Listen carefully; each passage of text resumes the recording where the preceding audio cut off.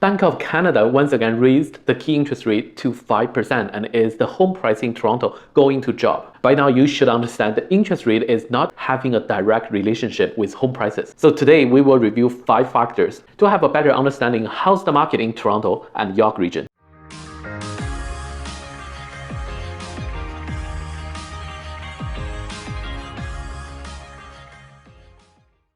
Welcome back to our real estate channel. I am Nick Xu, and we are here to help you maximize joy and profits when buying and selling real estate. I appreciate your support, and if this is the first time you have come to our channel, remember to like and subscribe. If you want to move to Toronto or need professional advice about home selling and buying, you can make an appointment for a buyer consultation or a seller consultation using the link below. We are all concerned about the recent change in interest rate, and the number one misconception we often hear is to think that interest rate has a linear relationship with the home prices. So last year we did a study and looked at CHOP's historical data for the last 25 years, and during every rate raising cycle, when the key lending rate increased by more than 1%. In a nutshell, we found the average home price varied between 0.5% and 29% increase. In another word, it looks like the interest rate is only a very small variable affecting the home prices. One reason to explain this is typically to support Bank of Canada with an increase in the interest rate is a strong economy. I'm sharing a few data coming from Bank of Montreal economics here. We just had 2 years with very strong GDP growth, and people are expecting the growth to stall in the next 2 years. Not going negative though. Our unemployment rate is actually lower than the pre-COVID level in Canada. The inflation seems to be on the track of moderating, in which our target is to get to 2%, and most recent number we have is at 2.8% now. So this is the prediction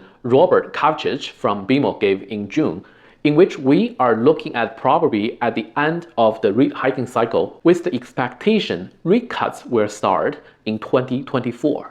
To summarize, a strong economy despite of the rapid interest rate hike, which is why we were still seeing all the overbiddings and price increase at the beginning of this year. I mean, we really didn't have that many sales happen this year. So the question is, why is our housing market so tight, and where are all the listings? Well, why would sellers put their property on the market if they can hold off for a better condition if they think the price will be higher in a predictable future in 2024? Furthermore, many people are not motivated to trade their homes today because most likely they are holding a mortgage with a lower rate. And to give up the existing plan, the cost of trading up is really high. We are also not seeing signs of forced selling in this cycle yet. Last year, the Ontario government put out a mandate to build 1.5 million new homes over the next 10 years. Back then, my first question was, who is going to build them? The long-term supply and demand is still being stretched. Our industry is at its full capacity, and we are building more homes than we ever did in the history, and more than any other cities in North America. But don't forget, we started with a huge gap. The projection of our population growth is debatable, with the biggest variable on provincial migration. We know more international immigrants are coming, and with millennials aging, more people are hitting the age group needing new and bigger homes. At the same time, people are moving out of Ontario as they are finding other cities more attractive and affordable for their lifestyles. Where we end up on the high or low growth side really matters in the long-term supply and demand relationship, and is the biggest variable that will shape the housing industry. When supply and demand is stretched, price change happens.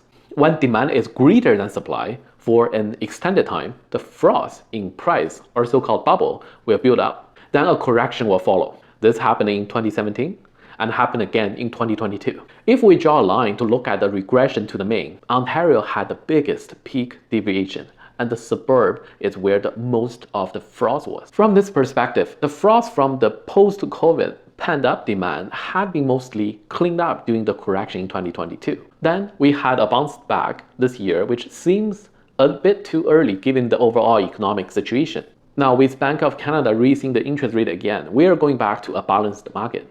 Lastly, I have to talk about the market sentiment and speculation. When we are thinking of buying or selling, the majority of us make decisions based on our own projection of where the future value is. Here is a prediction from BMO, which I had shared with many of you last month. This is based on certain assumptions of we are getting a soft landing and rate cuts will start in 2024. The projection is that the number of sales will slowly pick up since more sellers will put their property up for sale. One thing I have to clarify here is the low sales number in 2023 so far is due to the lack of inventory, not because there's no buyer in the market. The price, I think we have to look at two possible scenarios. In a good scenario, we will likely see the price stay flat for the next few months until we see signs of rate cuts. And then the market will shift back to a seller's market because of the long-term supply-demand challenge, especially for the pent-up demand from buyers who are holding off right now, and the price will raise again. In a not so ideal scenario, if the buyer's market stays longer and more distressed sellers enter the market, we will see another correction to clean up the frauds built up earlier this year. And the price will go back to end of 2022 level again. So we will have another short window of opportunities for buyers to get into the market without going into overbidding. My advice to sellers who are thinking of selling this summer is it is more important than ever to have your home prepared to be a unicorn in the marketplace, either by top-class renovations or by impressive home design or a very attractive asking price. You have to think as buyers. If people are projecting the home price to go down, what can make them decide to buy now? Thank you for watching my How's the Market in Toronto and York region. My name is Nick Xu from Song Team at Remax. We help you maximize joy and profits when buying and selling real estate. If you are looking to move, let's connect. I keep a pulse on what's happening in the market and in your area so you can feel confident in your decision to buy or sell a home today.